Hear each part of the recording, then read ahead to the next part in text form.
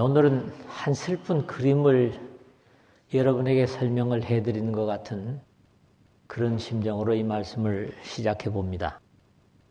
예수기도의 최후의 만찬 자리에서 제자들의 발을 씻으시고 주님 자신이 행하신 일의 의미를 제자들에게 물으셨습니다. 어쩔 줄 몰라 하고 민망해하는 제자들에게 당시에 이해할 수 없었던 이 일이 서로를 섬겨야 하는 모범이라고 가르치시는 희생과 사랑이 가득한 이 자리에 가장 찹찹하고 어두운 분위기를 오늘 읽은 한마당에서 읽게 됩니다.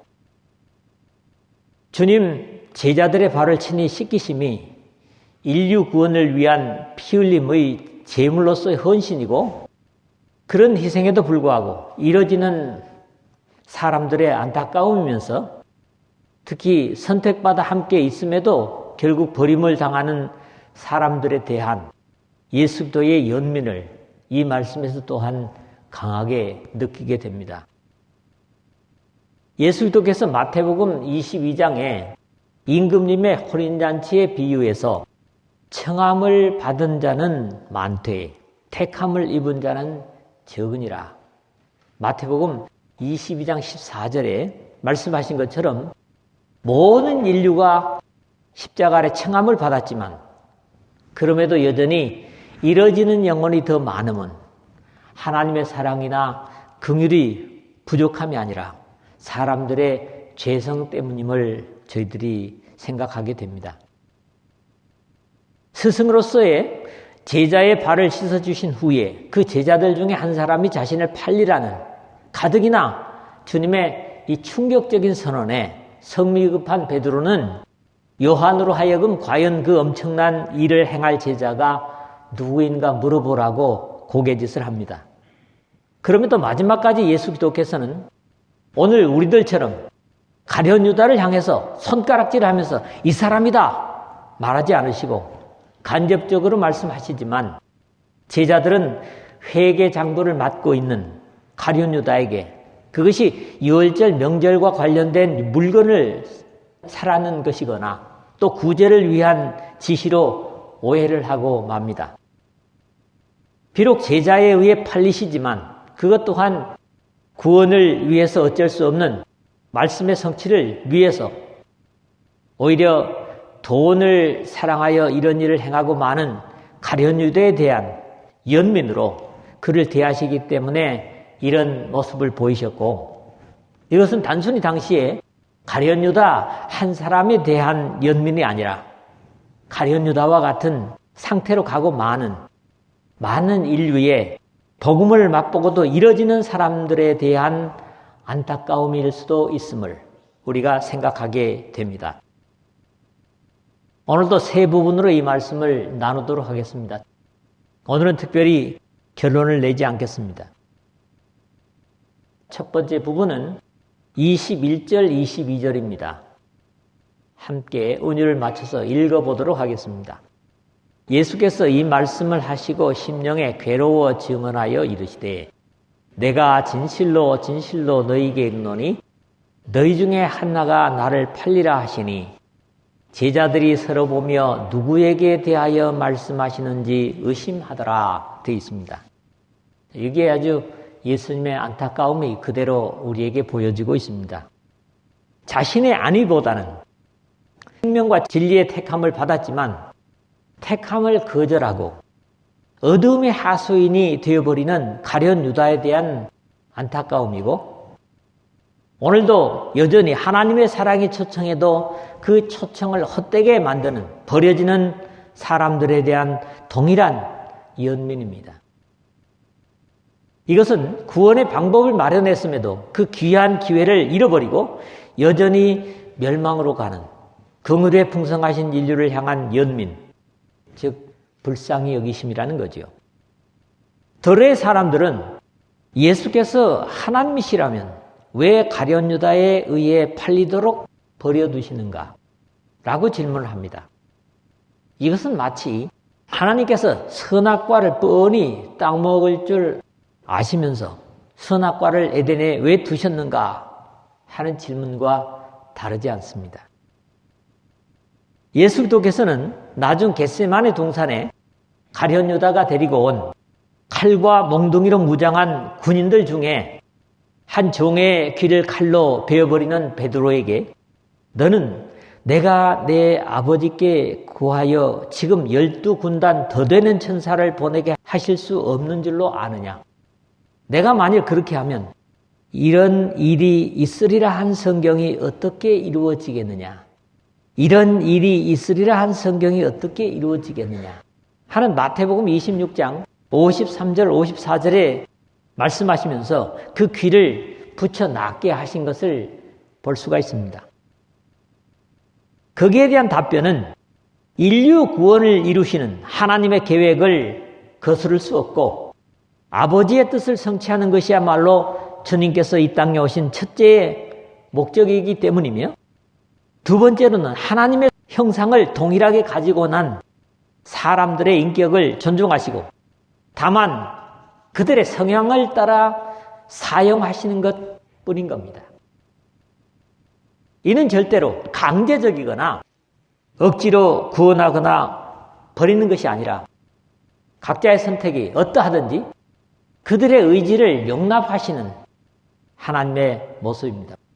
왜냐하면 그들이 짐승이 아니라 하나님의 형상을 가진 사람이기 때문입니다. 여호와께서 온갖 것을 그 쓰임에 적당하게 지으셨나니 악인도 악한 날에 적당하게 하셨느니라 하는 잠언서 16장 4절이 이를 말씀하고 있고 이런 내용들이 어떤 고정관념을 이미 가지고 있는 사람들에게 불편하게 들릴지 모르지만 하나님의 속성을 이해한다면 생각해 볼 여지가 분명히 있습니다. 그럼에도 주님께서도 이것을 알게 하시는 것이 행복한 것은 아니셨습니다. 예수께서 이 말씀을 하시고 심령에 괴로워 증언하여 이르시되 이렇게 21절 상반절에 기록을 하고 있거든요. 자신의 제자들에게 알게 할 시간이 되기는 했지만 심령의 괴로움은 전혀 자신을 위한 것이 아니라 버려지는, 이뤄지는 가룟 유다를 두고 안타까워하시는 것입니다. 내가 진실로 진실로 너에게 이르노니 너희 중 하나가 나를 팔리라 하시니 가룟 유다를 제외한 11 제자에게는 그야말로 청천벽력 같은 말씀이었을 것입니다. 아직은 인간적인 제자들은 이 유월절을 함께 먹기 전에 예수께서 대답하여 이르시되 인자가 영광을 얻을 때가 왔도다. 영광을 얻을 때가 왔도다. 12장 23절에 말씀하신 것이나 유월절을 먹을 것을 제자들에게 말씀하시면서도 내 때가 가까이 왔으니 하는 마태복음 26장 18절 그렇게 말씀을 하셨기 때문에 어느 때보다도 그들의 마음이 부풀어 있었을 것으로 짐작해 볼 수 있는데 진실로 진실로를 강조하시면서 너희 중 하나가 나를 팔리라 하는 말씀은 마른 하늘의 날벼락 같은 말씀이었을 것입니다. 청천벽력이 바로 그런 말이죠. 그런 이유에서 이미 이런 일을 마음에 두고 있던 가룟 유다를 제외한 11 제자들은 그야말로 혼비백산, 놀라서 넋을 잃을 지경이었기 때문에 제자들이 서로 보며 누구에게 대하여 말씀하시는지 의심하더라. 22절의 반응은 자연스러운 것이었을 겁니다. 이게 무슨 말씀인가? 서로 얼굴을 바라보며 놀라는 모습이 눈에 보이는 듯합니다. 우리 주님의 마음의 순수성을 여기서도 뵙습니다. 우리 같으면 이런 사실을 말한다면 별 생각 없이 터뜨리듯 말하겠지만 예수 그리스도께서는 심령이 괴로워하셨다고 요한은 기록하고 있기 때문입니다. 이 귀한 주님의 자세가 하나님 백성의 바로 가난한 심령입니다. 예수님의 이런 모습을 우리가 그를 따르는 백성들이라면 반드시 배워야만 할 것입니다. 두 번째 부분은 23절에서 26절입니다. 여기는 어찌 보면 베드로가 주도하고 요한이 그 일을 행할 제자가 누구인가 묻고 있는 모습이죠.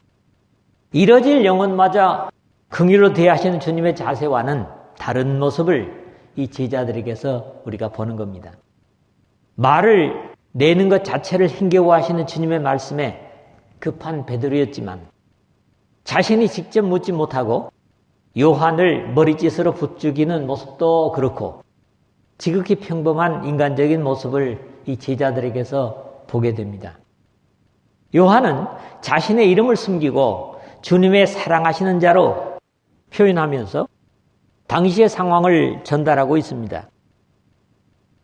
예수의 제자 중 하나, 곧 그가 사랑하시는 자가 예수의 품에 의지하여 누웠는지라 23절에 그랬죠. 이 요한복음을 끝내면서 다시 한번 베드로와의 주님에 대한 질문과 함께 이 모습을 묘사하고 있는 것들을 보게 됩니다. 21장 20절이었죠. 베드로가 돌이켜 예수께서 사랑하시는 그 제자가 따르는 것을 보니 그는 만찬석에서 예수님의 품에 의지하여 주님을 파는 자가 누구오니까 묻던 자라 그렇게 되어 있습니다.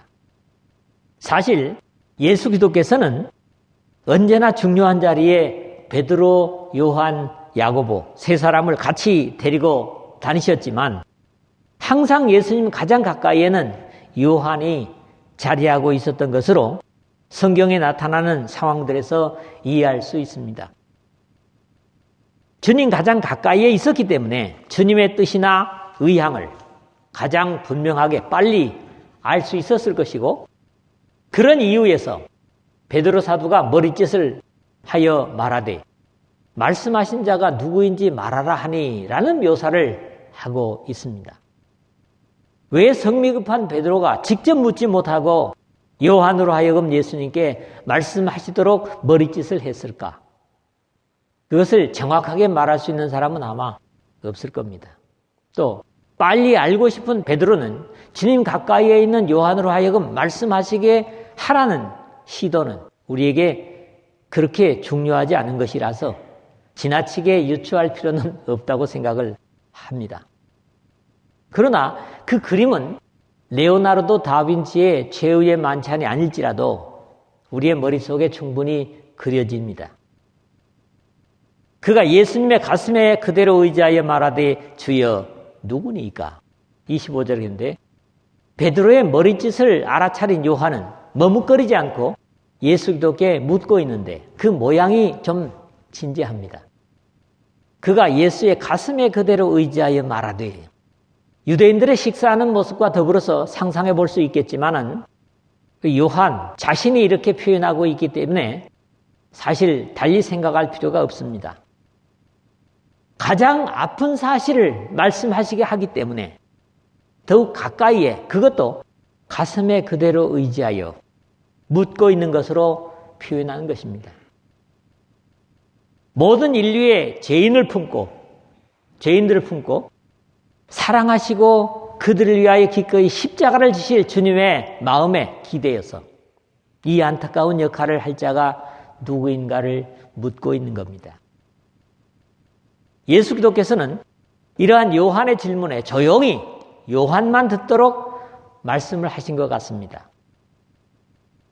예수께서 대답하시되 내가 떡 한 조각을 적셔다 주는 자가 그니라 하시고 만약에 이 말씀을 모든 제자들이 다 들었다면 마지막 부분에 오해는 없었을 것이라는 겁니다. 이 명절에 무엇을 사라고 하는 것이냐? 이런 뒤에 가서 보겠지만 말입니다. 예수 기독께서는 이미 가룟 유다의 역할을 알고 계셨습니다. 가끔 제자들에게도 이름은 거론하지 않으셨지만 말씀하신 바 있죠. 베세다의 언덕 위에서 떡 5개와 물고기 2마리로 굶주린 군중들을 먹이신 후에도 예수께서 대답하시되 내가 너희 12를 택하지 아니하였느냐. 그러나 너희 중에 한 사람은 마귀니라 하시니 이 말씀은 가룟 시몬의 아들 유다를 가리키심이라. 그는 12 중에 하나로 예수를 팔자로라. 70절에서 71절에 그렇게 기록이 되고 있습니다.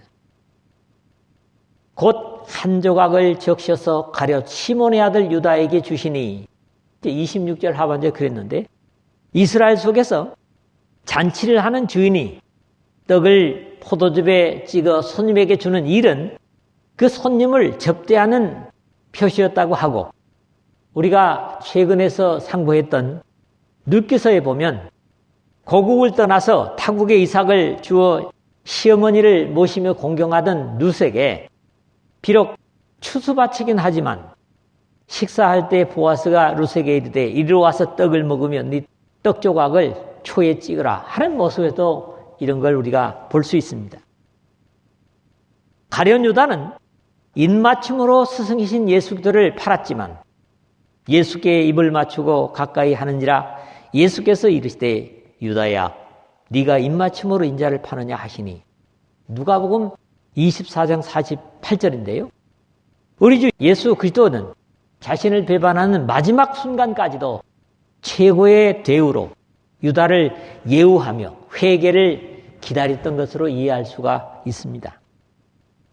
결국 베드로의 머리짓으로 요한은 예수들을 팔 사람이 가룟 유다임을 알게 되었지만 제자들 속에서는 이 일이 이루어지기까지는 조용히 이 일이 묻혀지는 모습을 봅니다. 이것은 주님은 어떤 사람이건 하나님께는 응분한 대가를 받을 수밖에 없겠지만 다른 사람들로부터 그 인격이 어려움을 당하지 않도록 하신 배려로 역시 오늘 주님을 따르는 우리의 모범입니다.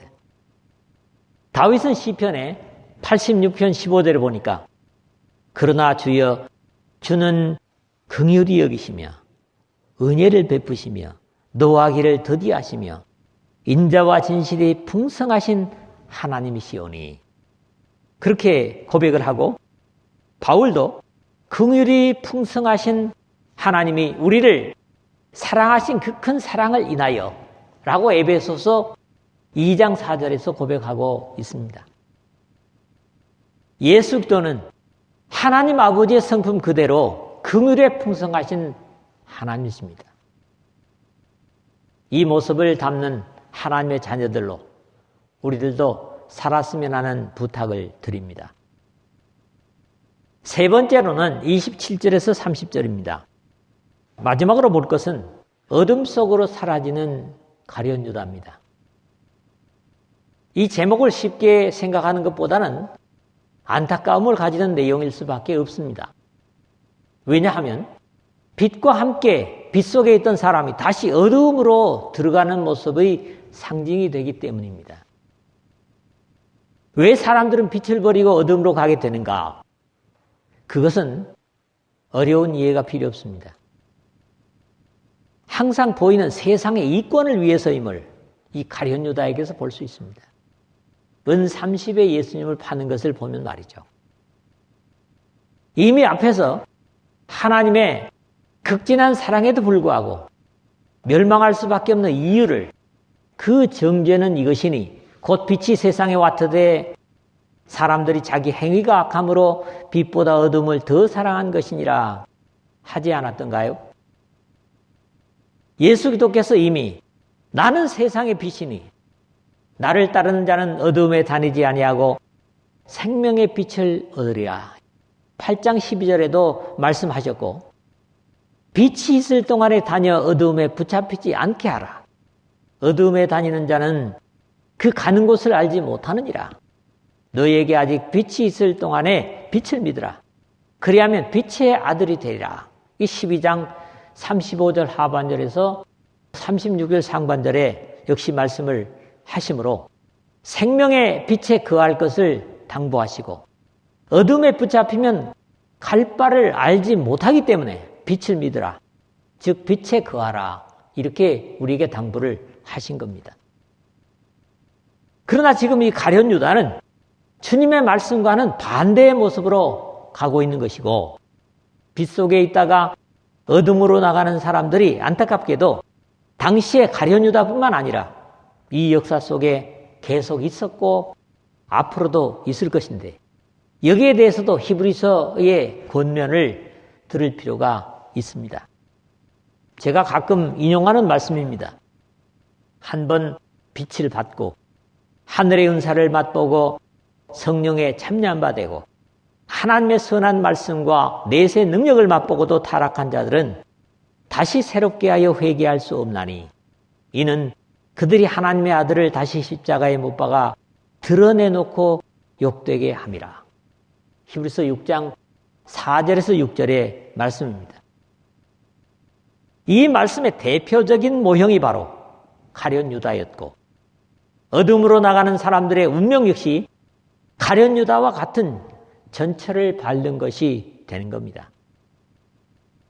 역시 요한 사도만이 주님으로부터 들은 말씀이지만 내가 떡 한 조각을 적셔다 주는 자가 그니라 말씀하시고 한 조각을 적셔서 가룟 시몬의 아들 유다에게 주시니라는 26절의 말씀에 자연스럽게 연결되어지는 내용이 조각을 받은 후 곧 사탄이 그 속에 들어간지라 하는 27절 상반절의 독특한 표현을 봅니다. 이미 사도 요한은 가룟 유다의 성품을 이렇게 말하면 가난한 자들 생각함이 아니요 그는 도둑이라 돈깨를 맞고 거기 넣은 것을 훔쳐가미러라 12장 6절에 말한 바 있으므로 착하고 선한 사람이었는데 주님으로부터 떡조각을 받고 사탄이 그 속에 들어간 것이 아니라 주님의 최고의 예우를 받으면서도 그 예수님을 팔 생각을 보다 구체적으로 실행하게 되었다는 말입니다. 이제 완전히 사탄의 도구가 되어 있는 가룟 유다에게 이에 예수께서 유다에게 이르시되 네 하는 일을 속히 하라 하시니 27절 하반절이죠. 이 말씀을 하시는데 이 말씀 역시 악을 격려하시는 것이 아니라 자신의 고통의 순간이 되었지만 이루어질 일이기 때문에 순리대로 진행하라는 사탄을 향한 허락인 겁니다. 그러나 문제는 가룟 유다나 또는 이 일을 이미 알고 있는 사도 요한이 문제가 아니라 조용한 침묵 속에 겉으로 나타나는 일을 완전히 이해하지 못하는 사도들이었습니다.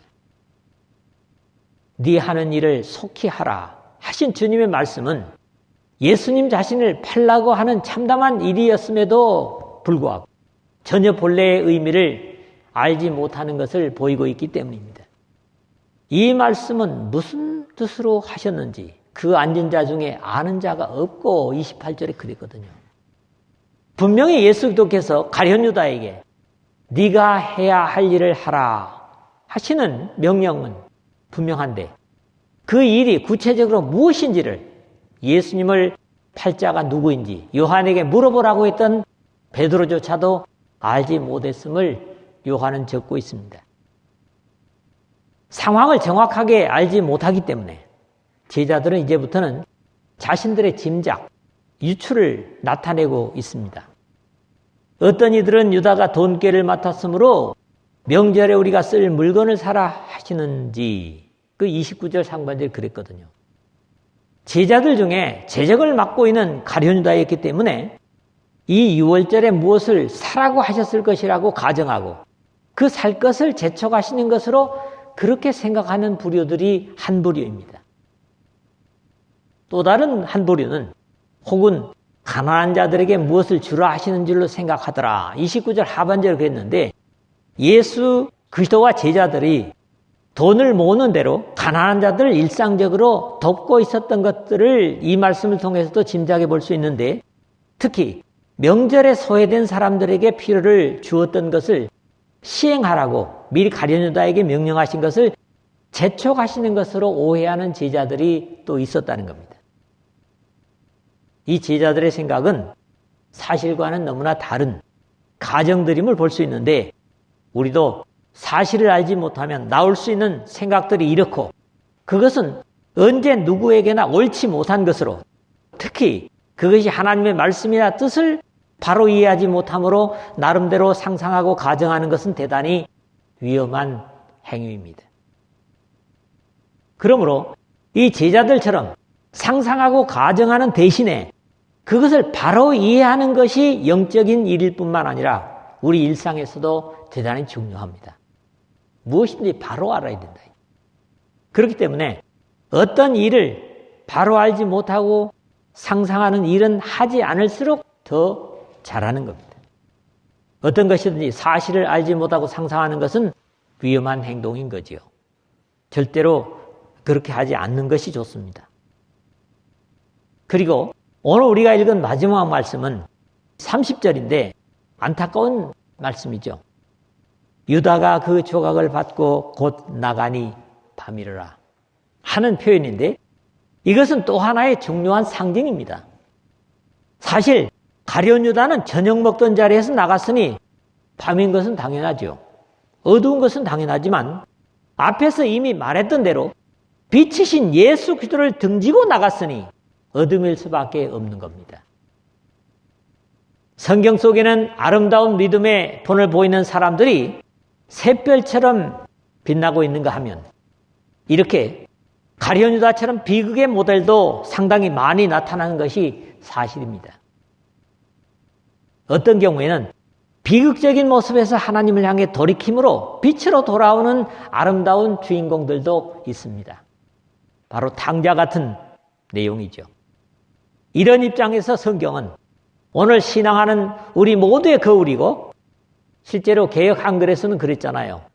고린도전서 10장 6절이나 11절에 보니까 과거에 있었던 이런 모든 것이 우리에게 거울이 된다고 말한 바 있죠. 그 거울을 우리는 항상 바르게 비춰보도록 맑게 닦을 필요가 있습니다. 좀 어려운 얘기죠. 성경에 맑게 자신을 비춰보기 위해서 거울을 깨끗이 한다는 의미는 역설적이게도 자신의 영혼을 깨끗이 보존할 필요가 있다. 그렇게 이해를 해야 됩니다. 왜냐하면 하나님의 말씀은 언제나 깨끗하지만 나 자신의 죄성이 그것을 밝게 볼 수 없게 만들 수 있는 데서 우리 자신의 영혼을 깨끗게 해야 된다. 그런 말씀을 드리는 겁니다. 오늘 이러한 경계를 받는 우리들은 한 사람이라도 정말 한 사람이라도 가룟 유다의 전철을 밟는 사람은 없기를 바랍니다. 예수 기도를 참담하게 하고 마음 아프시게 해드려서는 안 될 것입니다. 우리 하나님 아버지는 긍휼이 풍성하시지만 그를 등지고 어둠으로 나가는 사람은 은혜를 지속적으로 누릴 수 없기 때문입니다.